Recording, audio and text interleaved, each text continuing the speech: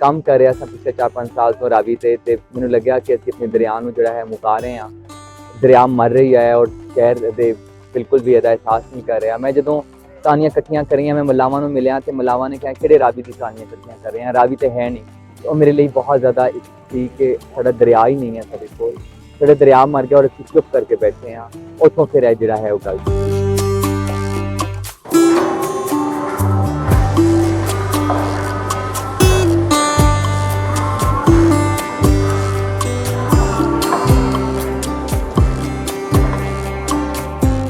ਰਾਵੀ ਵਿੱਚ ਹੁਣ ਬਿਲਕੁਲ ਹੀ ਪਾਣੀ ਜਿਹੜਾ ਹੈ ਉਹ ਮੁੱਕਦਾ ਜਾ ਰਿਹਾ ਹੈ ਤੇ ਮਾੜਾ ਹੁਣ ਜਿਹੜਾ ਹੈ ਬਾਕੀ ਗਟਰਾਂ ਦਾ ਤੇ ਜਿਹੜੇ ਹਨ ਨਾਲੇ ਉਹਨਾਂ ਦਾ ਪਾਣੀ ਜਿਹੜਾ ਹੈ ਇਸ ਵੇਲੇ ਰਾਵੀ ਵਿੱਚ।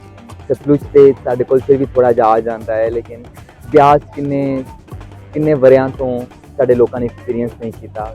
ਤੇ ਇਹ ਸੀ ਕਿ ਅਸੀਂ ਇਹ ਮਿਲਨ ਦਰਿਆਵਾਂ ਦਾ ਇਹ ਆਸ ਹੈ, ਦੁਆ ਹੈ ਕਿ ਸਾਡੇ ਦਰਿਆ ਮੁੜ ਇਸੇ ਤਰ੍ਹਾਂ ਆਜ਼ਾਦ ਹੋ ਜਾਣ ਤੇ ਅਸੀਂ ਆਪਣੇ ਦਰਿਆਵਾਂ ਨੂੰ ਮੁੜ ਤੋਂ ਐਕਸਪੀਰੀਅੰਸ ਕਰੀਏ, ਵੇਖੀਏ, ਸਾਡੇ ਦਰਿਆ ਇੱਕ ਹੋਣ।